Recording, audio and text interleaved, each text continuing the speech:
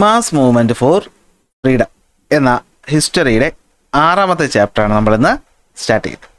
So എല്ലാവർക്കും welcome to Gradient. So 4ാമത്തെ chapter നമ്മൾ പഠിച്ചിരുന്നൊരു കാര്യം എന്തായിരുന്നു? യൂറോപ്യൻ രാജ്യങ്ങൾ, അതായത് പോർച്ചുഗൽ, ബ്രിട്ടീഷ് അതുപോലെയുള്ള രാജ്യങ്ങളൊക്കെ എന്ത് ചെയ്തു? മറ്റ് രാജ്യങ്ങളുടെ അവരുടെ കോളനികളാക്കി വെച്ചിരുന്നു.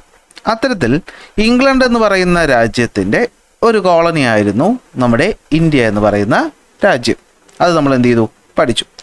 അപ്പോൾ ഈ പറയുന്ന ഇംഗ്ലണ്ടിൻ്റെ അല്ലെങ്കിൽ ബ്രിട്ടീഷിൻ്റെ ഭരണത്തിനെതിരായിട്ട് നമ്മുടെ ഇന്ത്യയിലും പ്രക്ഷോഭങ്ങളുണ്ടായിരുന്നു.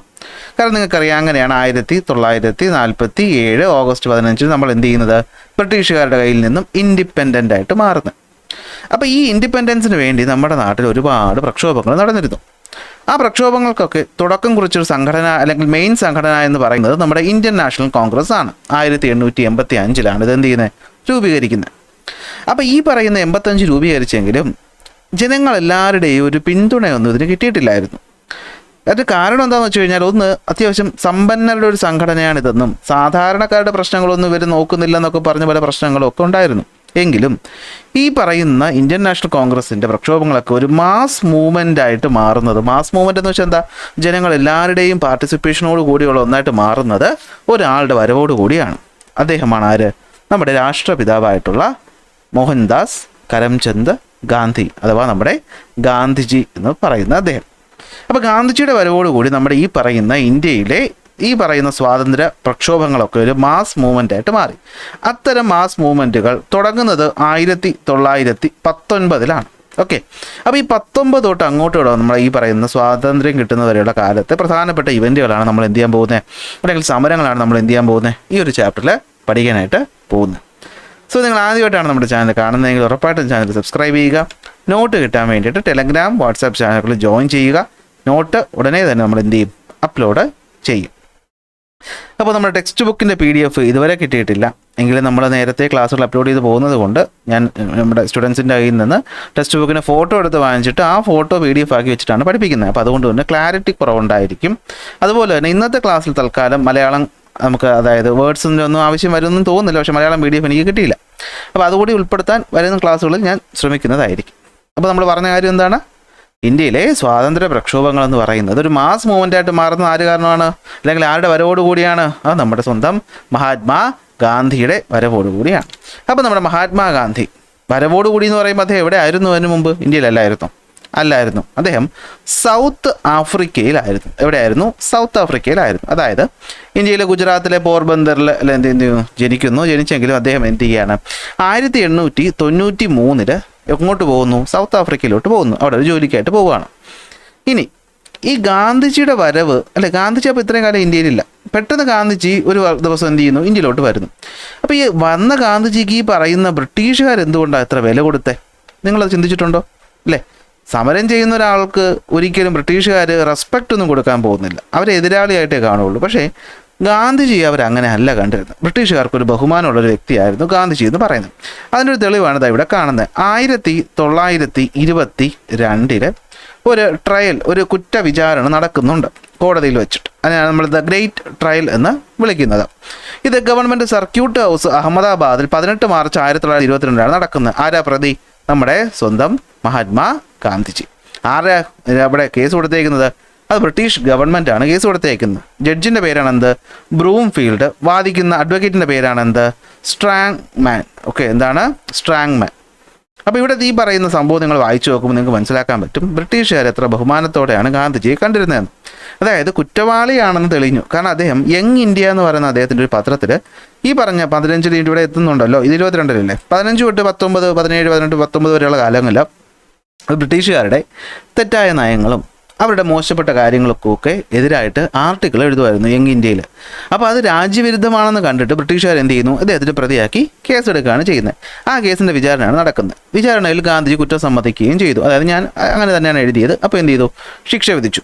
അപ്പോൾ ഈ പറയുന്ന ജഡ്ജിന് സത്യത്തിൽ ഗാന്ധിജിക്കെതിരെ ശിക്ഷ വിധിക്കാൻ ബുദ്ധിമുട്ടുണ്ട്. 6 വർഷം ജയിലിലടയ്ക്കാനാണ് ശിക്ഷ. അപ്പോൾ അദ്ദേഹം പറയുന്നുണ്ട്, അല്ലേ, എന്താണ് ഏറ്റവും ഡിഫിക്കൽട്ടായിട്ടുള്ള ഒരു വിധി പറയലാണ് ഇന്നത്തേത്. കാരണം ഗാന്ധിജിയെ പോലെ ഒരാളെ ശിക്ഷിക്കുക എന്ന് പറയുന്നത് അദ്ദേഹത്തിന് തന്നെ ബുദ്ധിമുട്ടുണ്ട്, പക്ഷേ നിയമപരമായി ചെയ്തേ പറ്റുള്ളൂ. അല്ല, അവസാനവും പറയുന്നുണ്ട് 6 വർഷത്തേക്ക് ശിക്ഷിക്കുന്നുണ്ട്. ഗവൺമെൻറ്റിന് വേണമെങ്കിൽ അതെന്ത് ചെയ്യാം, അത് മാറ്റാം, അത് കുറയ്ക്കാം. അത് കുറച്ചാൽ ഏറ്റവും കൂടുതൽ സന്തോഷവാനാകുന്ന ആൾ ആര് തന്നെയാണ്, ഈ ശിക്ഷ വിധിക്കുന്ന വക്കീൽ തന്നെയാണെന്നാണ് പറയുന്നത്. വിച്ച് ഷോസ് ഗാന്ധിജിക്ക് ഉണ്ടായിരുന്ന റെസ്പെക്ട്. അപ്പോൾ നിങ്ങൾക്കൊരു ചോദ്യം വരത്തില്ലേ, എന്തുകൊണ്ടാണ് ഗാന്ധിജിക്ക് ഇത് റെസ്പെക്റ്റ് കിട്ടിയെന്ന് ചോദിച്ചു കഴിഞ്ഞാൽ ഗാന്ധിജി മുമ്പ് എവിടെയായിരുന്നു എന്നറിയണം അല്ലേ.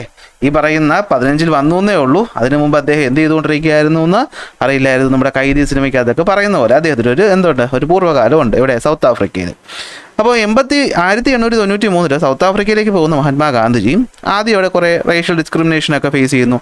ട്രെയിനിൽ കയറുന്നു, അല്ലെ DT ഇറക്കി വിടുന്നു എന്നൊക്കെ പറഞ്ഞിട്ട് നമ്മൾ വാർത്തകളൊക്കെ, അല്ലെങ്കിൽ വാർത്തയല്ലല്ലോ, പണ്ട് കഥകളൊക്കെ കേട്ടിട്ടുണ്ട്.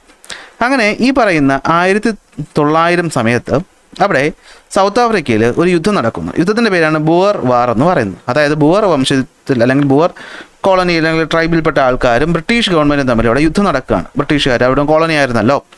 അങ്ങനെ യുദ്ധം നടക്കുന്ന സമയത്ത് ഈ ഗാന്ധിജി എന്ന് പറയുന്ന അദ്ദേഹം എന്ത് ചെയ്തു, ആംബുലൻസ് സംഘടിപ്പിക്കുകയും അതായത് അവിടെയുള്ള പരിക്കേറ്റ ബ്രിട്ടീഷ് സോൾജിയേഴ്സിനെയും മറ്റുള്ളവരെയൊക്കെ സംരക്ഷിക്കാൻ, പ്രൊട്ടക്റ്റ് ചെയ്യാനായിട്ട് സന്നദ്ധ സംഘടനകളിൽ പ്രവർത്തിക്കുകയും അതിന് നേതൃത്വം കൊടുക്കുകയും ചെയ്തിരുന്നു.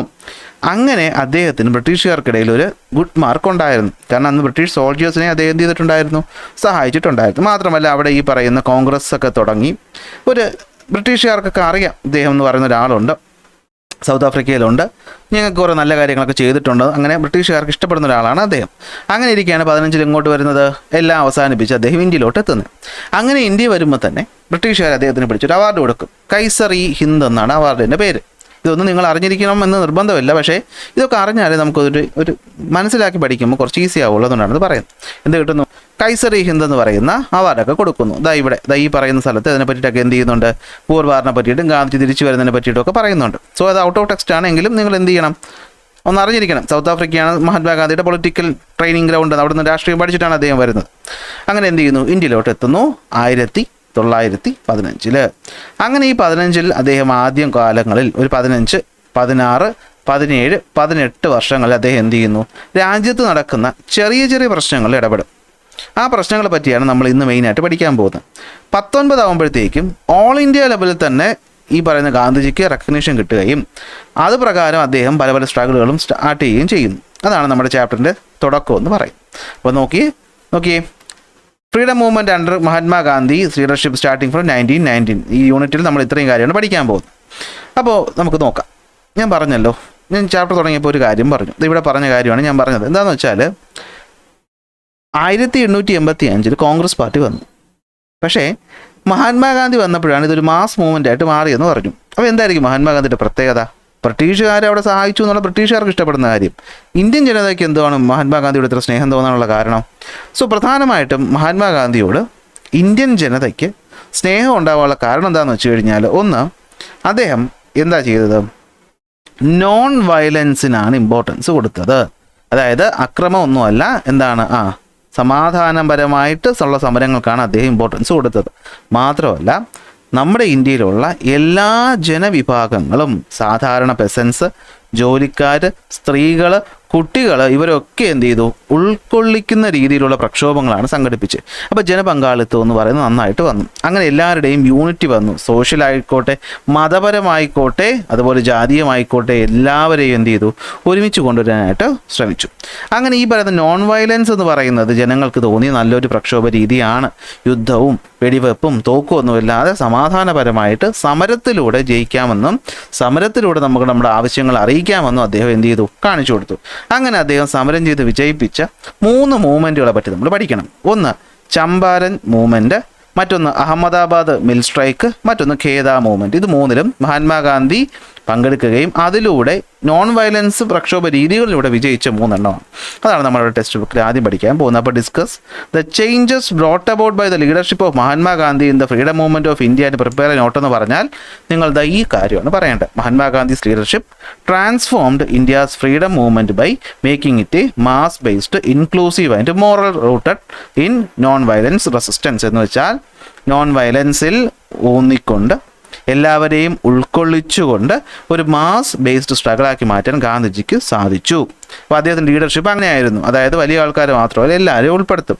അതിൽ ജോലിക്കാരും സ്ത്രീകളും കുട്ടികളും സാധാരണക്കാരും എല്ലാ മതസ്ഥരും ഉണ്ടായിരുന്നു. അപ്പോൾ ജനങ്ങൾക്കൊക്കെ ഇതിലോട്ട് വരാൻ എന്താണ് താല്പര്യമായി. മാത്രമല്ല ആദ്യകാലങ്ങളിൽ അദ്ദേഹം നടത്തിയ ചമ്പാരൻ ടു ഖേദ വരെയുള്ള 3 പ്രക്ഷോഭങ്ങൾക്കും ജനങ്ങൾ കണ്ടതാണ് ഇദ്ദേഹത്തിൻ്റെ ഇൻവോൾവ്മെൻറ്റ് കാരണം അവിടെയൊക്കെ ജനങ്ങൾക്ക് നീതി കിട്ടി. അപ്പോൾ നോർമലി എന്ത് ചെയ്യും, ജനങ്ങൾ ഗാന്ധിജിയുടെ കൂടെ വരാനായിട്ട് താല്പര്യം കാണിക്കും. സംഭവം തുടങ്ങുകയാണ്. അങ്ങനെ ഇരിക്കെ 1917 ഗാന്ധിജിക്ക് ഒരു കത്ത് വരികയാണ്. ആരുടെ അടുത്താണ് കത്ത് വരുന്നത്? രാജ്കുമാർ ശുക്ലയിൽ നിന്നാണ് കത്ത് വരുന്നത്. എന്താ കത്ത് പറഞ്ഞേക്കുന്നത്?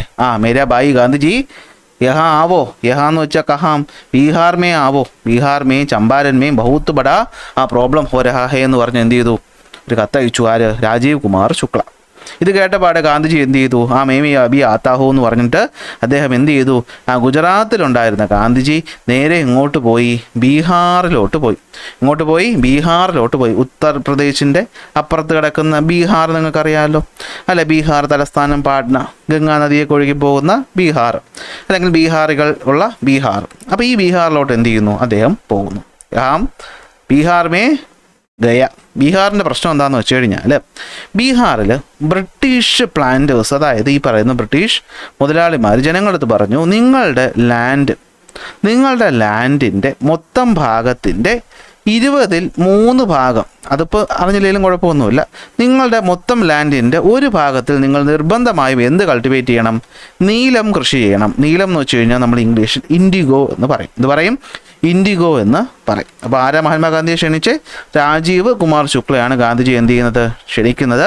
എങ്ങോട്ടാണ് ക്ഷണിക്കുന്നത്? ബീഹാറിലോട്ടാണ് ക്ഷണിക്കുന്നത്. ബീഹാറിൽ എങ്ങോട്ടാണ്? ചമ്പാരനിലോട്ടാണ് ക്ഷണിക്കുന്നത്. ചമ്പാരൻ്റെ പ്രശ്നം എന്താ? അവിടെ ബ്രിട്ടീഷ് പ്ലാന്റേഴ്സ് എന്ത് ചെയ്യുന്നു? ഈ പറയുന്ന തിങ്കാദിയ സിസ്റ്റം എന്ന് പറയുന്നതാണ് ഈ സംഭവം. അത് പഠിക്കേണ്ട, ടെക്സ്റ്റ് ബുക്കിൽ അത് പറയുന്നില്ല, ഞാനൊന്ന് അറിയാനുള്ളവർക്ക് വേണ്ടി ആഡ് ചെയ്തേ ഉള്ളൂ. ഓക്കെ, അതായത് എന്താണെന്ന് വെച്ച് കഴിഞ്ഞാൽ ബ്രിട്ടീഷുകാർ അവിടെയുള്ള കർഷകരെ നിർബന്ധിപ്പിച്ചിട്ട് ഇൻഡിഗോ കൾട്ടിവേറ്റ് ചെയ്യിപ്പിച്ചു. അതായത് അവർക്ക് നീലം കൾട്ടിവേറ്റ് ചെയ്യാൻ താല്പര്യമില്ലെങ്കിലും നിങ്ങൾ കൾട്ടിവേറ്റ് ചെയ്തേ പറ്റുള്ളൂ. എന്നിട്ട് കുറഞ്ഞ വിലയ്ക്ക് ഈ പറയുന്ന നീലം എന്ത് ചെയ്തു? ബ്രിട്ടീഷുകാർ വാങ്ങിച്ചുകൊണ്ടിരുന്നു. ജനങ്ങളന്ന് ഭയങ്കര ദുരിതത്തിലാണ്. കാരണം ഈ 17 എന്ന് പറയുമ്പോൾ നിങ്ങൾക്കറിയാം 1914 ഒന്നാം ലോക മഹായുദ്ധം തുടങ്ങുകയാണ്. അപ്പോൾ ഈ ഒന്നാം ലോക മഹായുദ്ധം തുടങ്ങി കഴിഞ്ഞപ്പോഴത്തേക്കും ബ്രിട്ടീഷുകാർ ഇന്ത്യയിലൊക്കെ ഭയങ്കരമായി നികുതി കൂട്ടി. അപ്പോൾ ഈ നികുതി അടയ്ക്കുകയും വേണം, എന്നാൽ ഈ പറയുന്ന പ്ലാന്റേഴ്സ് പറയുന്ന കേൾക്കുകയും വേണമെന്ന് പറഞ്ഞപ്പോൾ ബീഹാറിലെ കർഷകർ കഷ്ടത്തിലായിപ്പോയി. അപ്പോൾ അദ്ദേഹം എന്ത് ചെയ്തു? ഗാന്ധിജി അവിടെ എത്തി.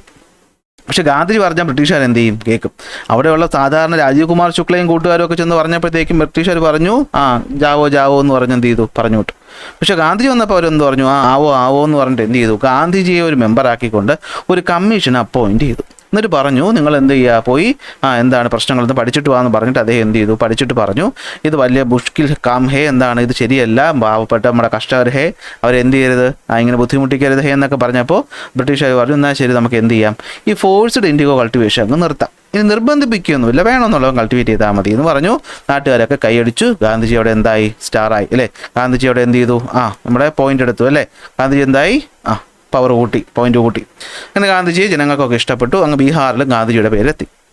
അങ്ങനെ ഇരിക്കെ ഗാന്ധിജിയുടെ സ്വന്തം നാട്ടിൽ നിന്ന് കോൾ വരുന്നു. ഗാന്ധിജി എന്താണ്, നിങ്ങൾ തിരിച്ചാവോ, നമ്മുടെ സ്വന്തം അഹമ്മദാബാദിൽ എന്ത് ചെയ്തേക്കുകയാണ്, ഭയങ്കര പ്രശ്നങ്ങൾ നടക്കുകയാണ്. ഓക്കെ, അപ്പോൾ അഹമ്മദാബാദിൽ അഹമ്മദാബാദിൽ മില്ലുണ്ടല്ലോ, ടെക്സ്റ്റൈൽ മില്ലുകളുള്ള ഒരു സ്ഥലമാണെന്ന് പറയുന്നത് അഹമ്മദാബാദ് എന്ന് പറയുന്നത്. അപ്പോൾ ഈ അഹമ്മദാബാദിലെ മിൽ വർക്കേഴ്സിന് ഭയങ്കര പ്രശ്നമാണ്.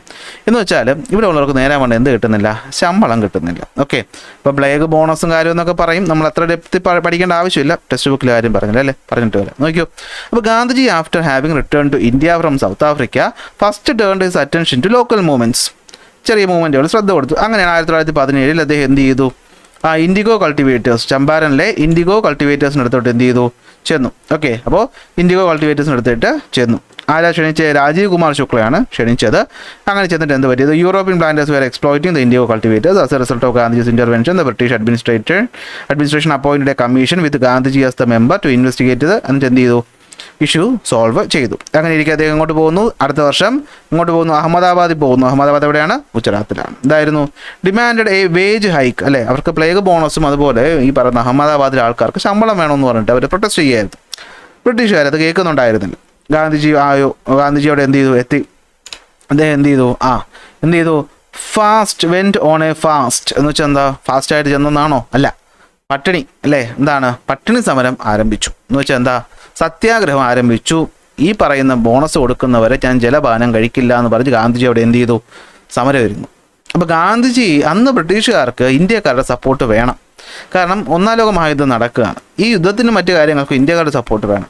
അപ്പോൾ ഗാന്ധിജിയെ പോലെ ഒരാളൊക്കെ അവിടെ കൊണ്ട് പട്ടിണി കിട്ട് അദ്ദേഹം മരിച്ചു കഴിഞ്ഞാൽ ജനങ്ങൾ തിരിയുമെന്ന് മനസ്സിലാക്കി അവർ എന്ത് ചെയ്തു, അവർ ഈ പറയുന്ന വർക്കേഴ്സിന് വേണ്ടിയിട്ട് അല്ലെങ്കിൽ അവരുടെ ശമ്പളം വർദ്ധിപ്പിച്ചു കൊടുത്തു.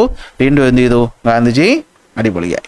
ഗാന്ധിജി എന്ത് ചെയ്തു, വീണ്ടും മനസ്സിലായി അല്ലേ. അപ്പോൾ Gandhiji went on fast and subsequently the workers wages were increased. അങ്ങനെ എന്ത് ചെയ്തു, അവരുടെ ശമ്പളം കൂട്ടി.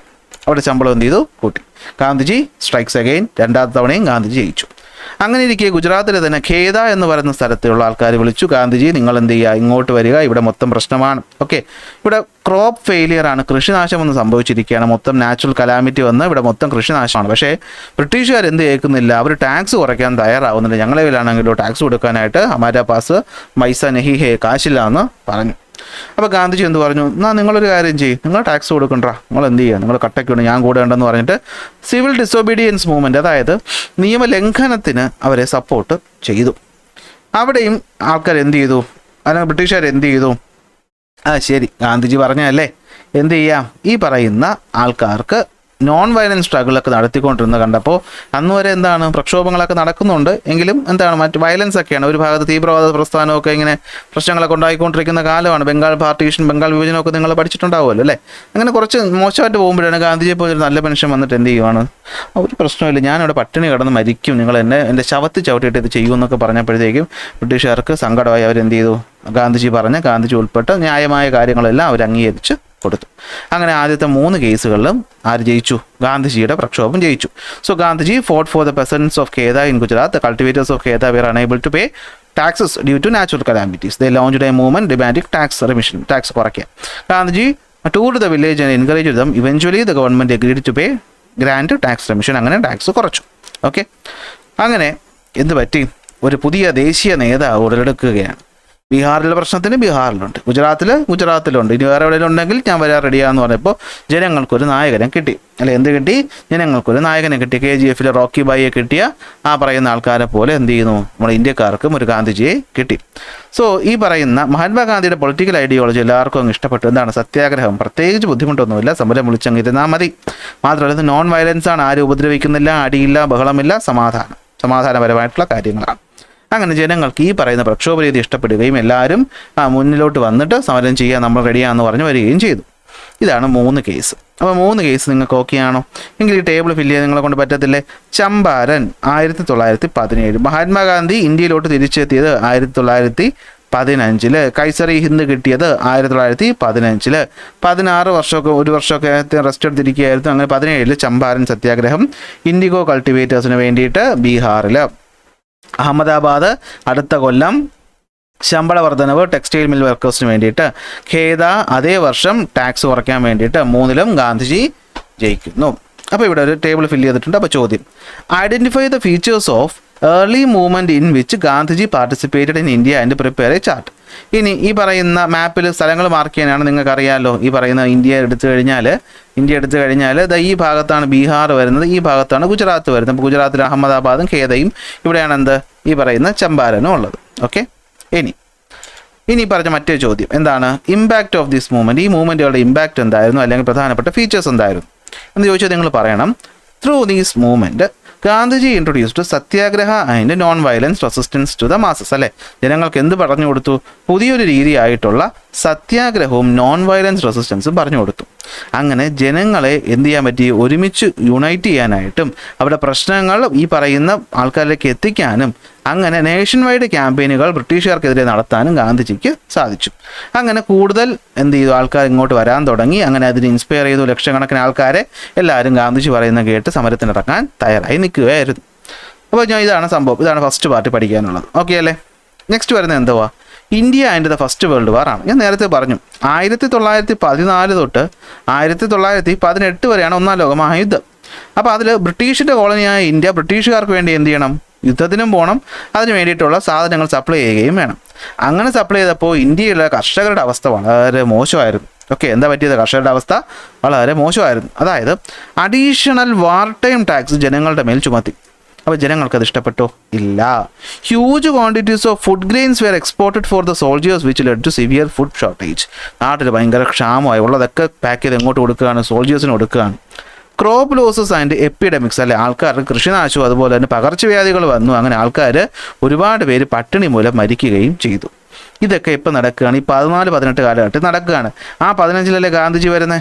അപ്പോൾ ഇന്ത്യ മൊത്തം ബ്രിട്ടീഷുകാർക്ക് ഇങ്ങനെ എതിരായിട്ട് ഇങ്ങനെ കത്തി, ഓരോരുത്തരും അവരുടെ പ്രശ്നങ്ങൾ കാരണം ബ്രിട്ടീഷിനെതിരെ ഇങ്ങനെ പൊട്ടിത്തെറിക്കാൻ തയ്യാറായിട്ട് ഇങ്ങനെ നിൽക്കുന്ന സമയത്താണ് ഒരാൾ വന്നിട്ട് എന്ത് ചെയ്യുന്നു? ബ്രിട്ടീഷുകാരെ സമരം ചെയ്ത് തോൽപ്പിക്കുന്നത് കാണുന്നത്. സോ ജനങ്ങളൊക്കെ എന്ത് ചെയ്തു? ഓടി ആരുടെ അടുത്തോട്ടെത്തി? ഗാന്ധിജിയുടെ അടുത്തോട്ടെത്തി. അങ്ങനെ 18 യുദ്ധം ജയിച്ചു. ബ്രിട്ടീഷുകാർ വിജയിച്ച സൈഡിലായിരുന്നത് കൊണ്ട് തന്നെ ബ്രിട്ടീഷുകാർ പൂർവാധികം ശക്തിയായിട്ട് കോളനികളുടെ അധികാരം പിടിച്ചെടുക്കാൻ തിരിച്ചു വന്നു. അങ്ങനെ അവർ തുടങ്ങിയ, അല്ലെങ്കിൽ ഈ പറയുന്ന 19 യുദ്ധം കഴിഞ്ഞ ഉടനെ അവർ കൊണ്ടുവന്നൊരു നിയമത്തിൻ്റെ പേരാണ് റൗലറ്റ് ആക്ട്. ഇതും കൂടി നമുക്ക് പറഞ്ഞ് ഇന്നത്തെ ക്ലാസ് അവസാനിപ്പിക്കാം. അപ്പോൾ എന്താണ് റൗലറ്റ് ആക്ട് എന്ന് വെച്ചാൽ? ഇതുണ്ടാക്കിയ ആളുടെ പേരാണ് കേട്ടോ. അയാളുടെ പേരാണ് എന്തോ റൗലറ്റ് എന്നാണ് കറക്റ്റ് ഫസ്റ്റ് പേര് എനിക്ക് ഓർമ്മയില്ല. അതുകൊണ്ടാണ് റൗലറ്റ് ആക്ട് എന്ന് പേരിട്ടത്. സിമ്പിൾ പരിപാടി. പക്ഷെ പണി നമുക്ക് ഇന്ത്യക്കാർക്കായിരുന്നു. 19 ആയപ്പോഴത്തേക്കും ബ്രിട്ടീഷുകാർ യുദ്ധമൊക്കെ അവസാനിപ്പിച്ച്. നിങ്ങൾ ശ്രദ്ധിക്കണം, ഈ 17-ലെ സമരവും 18-ലെ 2 സമരവും നടക്കുമ്പോൾ ബ്രിട്ടീഷ് ഗവൺമെൻറ് അവിടെ എന്ത് ചെയ്തുകൊണ്ടിരിക്കുക? ഒന്നാം ലോക മഹായുദ്ധം നടത്തിക്കൊണ്ടിരിക്കുക. അപ്പോൾ അവർക്ക് ഈ കോളനിയിലെ പ്രശ്നങ്ങൾക്ക് വേണ്ടിയിട്ട് സമയം കണ്ടെത്താനോ അത് നമുക്ക് ബുദ്ധിമുട്ടാവുമോ എന്ന് പറഞ്ഞ് എതിർക്കാനോ ഒന്നും സമയമില്ല, അല്ലേ? They are BC. 18 കഴിഞ്ഞപ്പോൾ അവർക്ക് മനസ്സിലായി ഇങ്ങനെ പോയാൽ ശരിയാവത്തില്ല. ഇങ്ങനെ ഈ ഇന്ത്യക്കാരെ അഴിച്ചു വിട്ടു കഴിഞ്ഞാൽ ഇവർ ഗാന്ധിജിയുടെ പേരും പറഞ്ഞ് എന്ത് ചെയ്യും? നമ്മളെ പിടിച്ച് പുറത്താക്കും. അപ്പോൾ എന്ത് ചെയ്യണം? ഈ ഇന്ത്യൻ ഫ്രീഡം മൂവ്മെൻറ്റുകൾ ഇങ്ങനെ മൊമെൻറ്റം അടിപ്പിച്ചങ്ങ് പോയാൽ അത് ശരിയാവത്തില്ല. നമുക്കൊന്ന് തടയണം. അതിനുവേണ്ടി നമ്മൾ എന്ത് ചെയ്യുന്നു? പുതിയൊരു നിയമം കൊണ്ടുവരുന്നു. നിയമത്തിൻ്റെ പേര് റൗലറ്റ് ആക്ട് ഓഫ് 1919. ഇപ്പോൾ റൗലറ്റ് ആക്ട് പറയുന്ന 2 കാര്യങ്ങൾ നമ്മൾ പഠിച്ചാൽ മതി. ഒന്ന്, ആരെ വേണമെങ്കിലും വാറൻ്റ് ഇല്ലാതെ അറസ്റ്റ് ചെയ്യാം. അതുപോലെ തന്നെ ഈ പറയുന്ന ആളെ ഈ പറയുന്ന കോടതിയിലൊന്നും ഹാജരാക്കാതെ നേരെ തന്നെ എന്ത് ചെയ്യാം? വിത്തൗട്ട് ട്രയൽ ജയിലിൽ അടയ്ക്കാനും പറ്റും. അപ്പോൾ ഒരു കരി നിയമമല്ലേ? അപ്പോൾ ഇതെന്താണ്? ഇന്ത്യൻ ജനതയിലെ ആരെയും എപ്പോൾ വേണമെങ്കിലും ബ്രിട്ടീഷുകാർക്ക് അറസ്റ്റ് ചെയ്യാനും അവരെ പിടിച്ച് ജയിലിടാനും ഒക്കെ ഉള്ളൊരു അധികാരമായി. അപ്പോൾ ഗാന്ധിജി പറഞ്ഞു, no no no, this is a കരി നിയമം, this is a black rule, ഇത് ശരിയാവത്തില്ല. അതിന് എന്ത് പറഞ്ഞു അദ്ദേഹം? നമുക്ക് എന്ത് ചെയ്യാം? ആസ് യൂഷ്വൽ ഹർത്താൽ നടത്താം. 1919 ഏപ്രിൽ 6-ന് അദ്ദേഹം എന്ത് ചെയ്തു? ഒരു നാഷൻ വൈഡ് ഹർത്താലിന് ആഹ്വാനം ചെയ്യുന്നു. പറയുന്നത് ഗാന്ധിജിയാണ്. ജനങ്ങളൊക്കെ എന്ത് ചെയ്തു? കട്ടയ്ക്ക് അങ്ങോട്ട് ഇറങ്ങി. Okay, protest against the repressive law that curtailed fundamental rights, അല്ലെ, ഫണ്ടമെന്റൽ റൈറ്റുകളെ എതിർക്കുന്ന നിയമത്തിനെതിരെ ഈ Satyagraha Sabha was formed to publicise the movement, അല്ലെ, ഒരു സത്യാഗ്രഹ സഭ കൊണ്ടുവരുന്നു. അങ്ങനെ മാസീവ് പോപ്പുലർ സപ്പോർട്ട് കിട്ടുന്നു ഹർത്താലിന്. അദ്ദേഹം എന്ത് ചെയ്തു? മോസ്റ്റ് വണ്ടർഫുൾ സ്പെക്ടാക്കിൾ എന്ന് ഈ പറയുന്ന സമരത്തിനെയൊക്കെ വിളിച്ചു. ബ്രിട്ടീഷുകാരെല്ലാം അങ്ങ് പേടിച്ചൊതുങ്ങി എന്ന് കരുതിയിരിക്കുന്ന സമയം, അവിടെയാണ് ബ്രിട്ടീഷ് അവരുടെ തനിക്കുണം കാണിക്കാൻ പോകുന്നത്. പ്രധാനമായിട്ടും പഞ്ചാബിലും ലാഹോറിലും ഈ സമരം ഭയങ്കര ശക്തമായിരുന്നു. അതിന് ലീഡർഷിപ്പ് കൊടുത്ത 2 ആൾക്കാരാണ് ഡോക്ടർ സത്യപാലും അതുപോലെ തന്നെ ആരാണ്? ഡോക്ടർ സെയ്ഫുദ്ദീൻ കിച്ലു. അതൊക്കെയാണ് ഡോക്ടർ സത്യപാലും സെയ്ഫുദ്ദീൻ കിച്ലു. അപ്പോൾ ഇവർ പഞ്ചാബ് ഭാഗത്ത്, പഞ്ചാബിൻ്റെയും ഡൽഹി എന്നൊക്കെ പറഞ്ഞാൽ ബ്രിട്ടീഷുകാർക്ക് പേടിയാണ്. ഫസ്റ്റ് വാർ ഓഫ് ഇൻഡിപെൻഡൻസ് തുടങ്ങുന്ന എവിടെയാണ്? ഡൽഹിയിൽ, മീററ്റ്, ഉത്തർപ്രദേശിലാണ്, അല്ലേ? അപ്പോൾ തൊട്ടിപ്പുറത്താണ് പഞ്ചാബ്. ഇവന്മാർ പണി തുടങ്ങിയാൽ പണി നിൽക്കത്തില്ല എന്ന് മനസ്സിലായി. ഇപ്പോൾ ബ്രിട്ടീഷുകാർ വിചാരിക്കാൻ എന്താണ് ഇത്, നമുക്ക് നിർത്തണം. അപ്പോൾ എന്ത് ചെയ്തു? അവർ ഈ പറയുന്ന ഡോക്ടർ സത്യപാലിനെയും സെയ്ഫുദ്ദീൻ കിച്ലുവിനെയും എന്ത് ചെയ്തു? അറസ്റ്റ് ചെയ്തു, ജയിലിലിട്ടു. അങ്ങനെ എന്ത് ചെയ്തു? മാർഷ്യൽ ലോ ഇംപ്ലിമെൻ്റ് ചെയ്തു. എന്ന് വെച്ചാൽ ആൾക്കാർ കൂട്ടം കൂടാൻ പാടില്ല, പ്രൊട്ടസ്റ്റ് ചെയ്യാൻ പാടില്ല എന്ന് പറയുന്ന നിയമം കൊണ്ടുവന്നു. പക്ഷെ അങ്ങനെ ഇരിക്കെ അവിടെ ഗാന്ധിജി എന്നില്ല കേട്ടോ. അന്ന് അങ്ങനെ ഇരിക്കെ എന്ത് ചെയ്യുന്നു? ഈ പറയുന്ന ഏപ്രിൽ 13, 1919 നിയമം ഇരിക്കെ, ഒത്തുകൂടാൻ പാടില്ല എന്ന നിയമം ഇരിക്കെ, ഈ പറയുന്ന ജാലിയൻ വാല ബാഗ്, അല്ലെങ്കിൽ ജാലിയൻ വാല ബാഗ് എന്ന് വെച്ചാൽ പൂന്തോട്ടം എന്ന് പറയുന്ന സ്ഥലത്ത് എന്ത് ചെയ്യുന്നു? ആൾക്കാരൊരു പബ്ലിക് ഗ്യാതറിങ് നടത്തുന്നു. പക്ഷേ ആയുധം കൊണ്ടല്ല, സമാധാനപരമായിട്ട് ആൾക്കാർ ഇവിടെ എന്ത് ചെയ്യുകയാണ്? ഒത്തുകൂടുകയാണ് ചെയ്യുന്നത്. അപ്പോൾ ഒത്തുകൂടാൻ പാടില്ല എന്ന് ബ്രിട്ടീഷ് പറഞ്ഞിട്ടുണ്ടെങ്കിലും ആൾക്കാർ ഒത്തുകൂടി. എല്ലാവരും വിചാരിച്ചതെന്ന് വെച്ച് കഴിഞ്ഞാൽ ആസ് യൂഷ്വൽ എന്താണ്? പോലീസ് വരുന്നു, പൊട്ടിച്ചു വിടുന്നു എന്ന് വിചാരിച്ചു. പക്ഷേ നമ്മുടെ ജനറൽ റെജിനാൾഡ് ഡയറിൻ്റെ നേതൃത്വത്തിൽ ഒരു ഗ്രൂപ്പ് പട്ടാളം അവിടെ വരുന്നു. ഇനി ശ്രദ്ധിക്കേണ്ട കാര്യം, ഈ ജാലിയൻ വാല ബാഗ് എന്ന് പറയുന്നത് ഒരു ക്ലോസ്ഡ് സ്ഥലമാണെന്ന് വിചാരിക്കുക. അതായത് അവിടെ ഒരൊറ്റ എൻട്രൻസേ ഉള്ളൂ. ഓക്കെ, എന്തേ ഉള്ളൂ? ഒരൊറ്റ എൻട്രൻസേ ഉള്ളൂ. ഇതുവഴി അകത്തേക്ക് കടക്കാം. ബാക്കി ചുറ്റും മതിൽ കെട്ടിയൊക്കെയാണ്. ഈ മതിലിനകത്താണ് ആൾക്കാർ എന്ത് ചെയ്തത്? ഒത്തുകൂടിയത്. അങ്ങനെ ഇരിക്കെ ഈ റെജിനാൾഡ് ഡയറും കൂട്ടരും വന്ന് ഈ വാതിൽ അങ്ങ് വളഞ്ഞു. എന്നിട്ട് എന്ത് ചെയ്തു? തുരുതുര അങ്ങോട്ട് അവർ വെടിവെക്കാൻ തുടങ്ങി, നിറയൊഴിക്കാൻ തുടങ്ങി. They opened fire on the crowd without warning, അല്ലേ? ഒന്ന് പിരിഞ്ഞു പോകാൻ പറയുക പോലും ചെയ്യാതെ ഇവന്മാർ എന്ത് ചെയ്തു? പിന്നെ വെടിവെച്ചു. എന്ത് ചെയ്തു? ഒരുപാട് പേരല്ലേ അങ്ങോട്ടും ഇങ്ങോട്ടും ആഴ്ചകളും വലിയ മതില. ഞാനിവിടെ വിസിറ്റ് ചെയ്തിട്ടുണ്ട് കേട്ടോ, ഈ സ്ഥലത്ത് ഞാൻ പോയിട്ടുണ്ട്. നമുക്ക് സത്യം പറഞ്ഞാൽ അവിടെ കാണുമ്പോൾ ഇപ്പോഴും എന്താണ് ഒരു പേടിയാവും. ഒരു കിണറൊക്കെ ഉണ്ട്, ഈ കിണറിനകത്തൊക്കെ മൊത്തം രക്തം നിറഞ്ഞു നിൽക്കുന്ന ഒരു അവസ്ഥയായിരുന്നു എന്നാണ് അവിടെ എഴുതി വെച്ചേക്കുന്നത്. പക്ഷെ നമുക്കവിടെ കാണാൻ പറ്റും എത്ര പേര് മരിച്ചു എന്നൊക്കെ. അങ്ങനെ ഒഫീഷ്യലി 379 പേര് ആ പറയുന്ന വെടിവെപ്പിൽ മരിച്ചു. 10 മിനിറ്റ് കണ്ടിന്യൂസ് ആയിട്ട് വെടിവെച്ചിട്ട് 379 പേര് എന്ത് ചെയ്തു? മരിച്ചു. സത്യം പറഞ്ഞാൽ ഇത് തെറ്റായിട്ടുള്ള കണക്കാണ്. ഇതിലും ഒരുപാട് പേര് കൂടുതൽ എന്ത് ചെയ്തു? മരിച്ചു. മുഖം രക്ഷിക്കാൻ വേണ്ടിയിട്ട്. കാരണം ഇത് കഴിഞ്ഞപ്പോഴത്തേക്കും ജനങ്ങൾ ഭയങ്കരമായിട്ട് അങ്ങ് ബ്രിട്ടീഷുകാർ പ്രതീക്ഷിച്ച പോലെയല്ല, അതിനേക്കാളും വയലൻ്റായിട്ട് ജനങ്ങൾ മാറി, അല്ലേ? എന്ന് വെച്ചാൽ ഈ പറഞ്ഞ മഹാത്മാഗാന്ധിയും നമ്മുടെ രവീന്ദ്രനാഥ ടാഗോറിനെ പോലെയുള്ള ഫേമസ് ആയിട്ടുള്ള ആൾക്കാർ വരെ ഇതിനെതിരെ ഭയങ്കരമായിട്ട് പ്രക്ഷോഭം നടത്തി. അവരവരുടെ പദവികളൊക്കെ തിരിച്ചു കൊടുത്ത് പ്രശ്നങ്ങളായപ്പോഴത്തേക്കും അവന്മാർ കള്ളം പറഞ്ഞതാണ് ഈ പറഞ്ഞ 379. ഇതിലും കൂടുതൽ ആൾക്കാർ അവിടെ എന്ത് ചെയ്തു? മരിച്ചു എന്നാണ് പറയുന്നത്. Okay, the casualties were much larger and heavier with over 1000 injured, അല്ല 1000 ആൾക്കാർ ഇഞ്ചുറി ചെയ്തു. ഇതിലും കൂടുതൽ മരിച്ചിട്ടുമുണ്ട്. അങ്ങനെ ജാലിയൻ വാല ബാഗ് മാസക്കർ, കൂട്ടക്കൊല നടക്കുന്നു. അങ്ങനെ തൽക്കാലം നമ്മൾ ഈ പറയുന്ന കൂട്ടക്കൊല പറഞ്ഞ് എന്ത് ചെയ്യാണ്? നിർത്താൻ പോവാണ്. അങ്ങനെ ബ്രിട്ടീഷുകാർ ആദ്യകാലങ്ങളിൽ ഗാന്ധിജി പറഞ്ഞതൊക്കെ കേട്ട് കാര്യങ്ങൾ അംഗീകരിച്ചെങ്കിലും പിന്നീട് അവർ ഗാന്ധിജിയെയും എതിർക്കാനായിട്ട് തുടങ്ങി. അങ്ങനെ നമ്മുടെ പ്രക്ഷോഭങ്ങൾ വീണ്ടും ശക്തിപ്പെടാൻ തുടങ്ങുന്നു. ഓക്കെ, അപ്പോൾ തൽക്കാലം നമ്മൾ ഇത്രയും പറഞ്ഞ് ഇന്നത്തെ ക്ലാസ് അവസാനിപ്പിക്കും. സോ ക്ലാസ് ഇഷ്ടപ്പെട്ടാൽ ലൈക്ക് ചെയ്യുക, ഷെയർ ചെയ്യുക, സബ്സ്ക്രൈബ് ചെയ്യുക. അടുത്ത ക്ലാസ്സിൽ അടുത്ത ടോപ്പിക്കായിട്ട് കാണാം.